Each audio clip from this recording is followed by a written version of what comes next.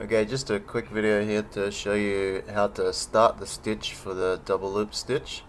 Basically, I've got the holes punched already in this scrap of leather, bit of red lace. So I just start off, feed it through one hole,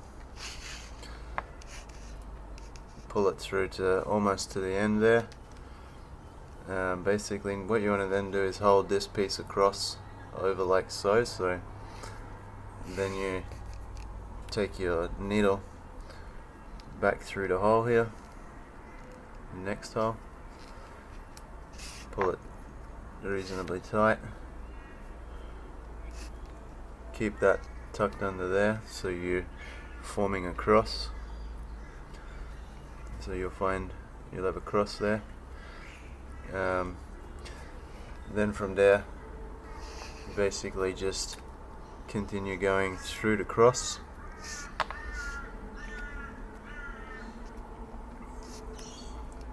and then through the next hole,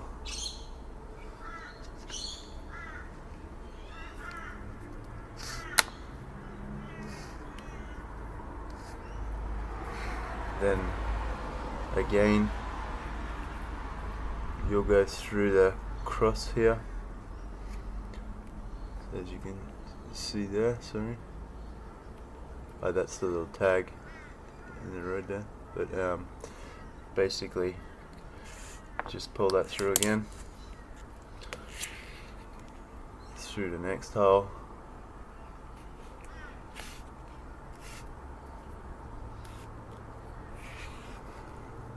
and through the cross again, and you basically continue that until you run out of lace. I'll end it there, and then I'll do another quick video on what happens when you run out of lace and how to join the next piece. So I've continued stitching from the beginning here, along here, through the hole, through the cross, all the way to the end, and I've finished off on a through the hole, as you can see there, and I have not gone back through the cross. So we've got a cross on the top as our starting point. Now that's for where we're going to join our next piece of lace, but what we want to do is with this loose end here is you want to actually tuck it back underneath all of these here, and you want to tuck it back, say 3 or 4 stitches, like so. So as you can see, I'm starting to come out there. So basically we're going to tuck that under 3 or 4 stitches to hold it in place. So then we're going to pull it tight through there, so that basically we now finish up with a cross, and it's pulled tight, and it actually kind of pretty close on matches the previous stitches. So we'll just leave that dangling there. I'll chop that off there so that basically it's not in the road and not dangling, and then later on you'll go back and chop it, even neater and tidier, but for the time being I'll just get rid of it. So now what we're going to do is we're going to start on our next piece of lace. Now I've got a piece of black here to try and show the contrast between the two. So what we're going to do is we're going to go through the cross.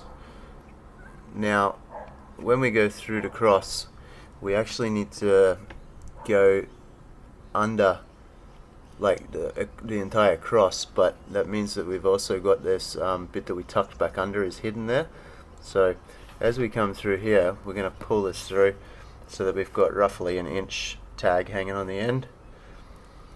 And once we've got that 1 inch tag, we're going to basically just pull it across there. Now what happens now is we're going to continue stitching through the hole, through the cross, through the hole, through the cross. And as we do that, we'll be stitching over top of this black piece, effectively holding it in place with the tension and the friction from the other piece, so it should actually not come undone. So basically from there, I'll just show you, we'll go through one hole,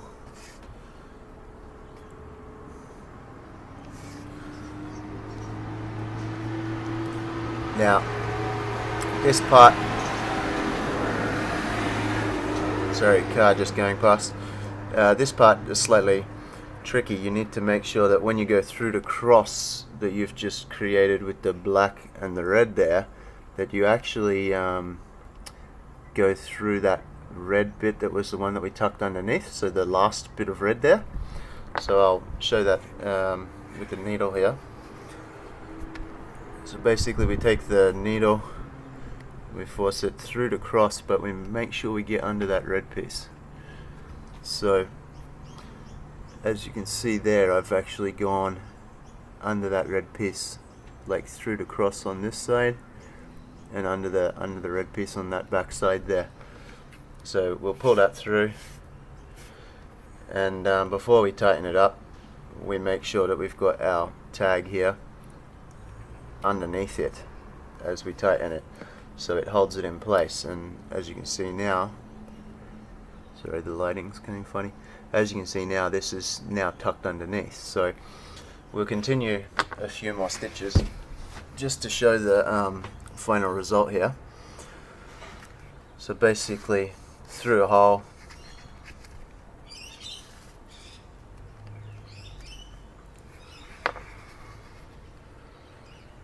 then through the cross. Now when I go through the cross on these pieces, I make sure to actually go underneath that when I'm feeding the needle through here, because going underneath it actually gives it more grip on that little tag, preventing that tag slipping through in future.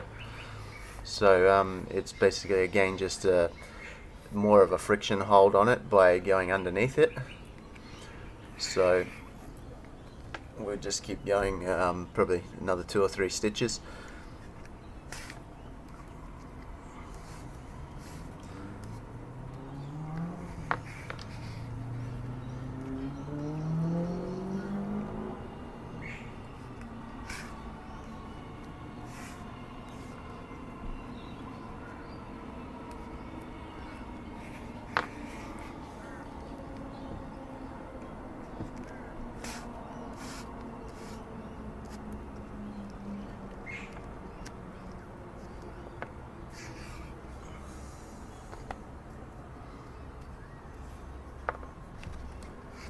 One of the problems that I find with this flat lace is that you have to be careful as you're lacing to prevent it from twisting. It's actually quite annoying, and I think round lace would be a little bit nicer sometimes, just to prevent that issue and make it a lot speedier for your lacing.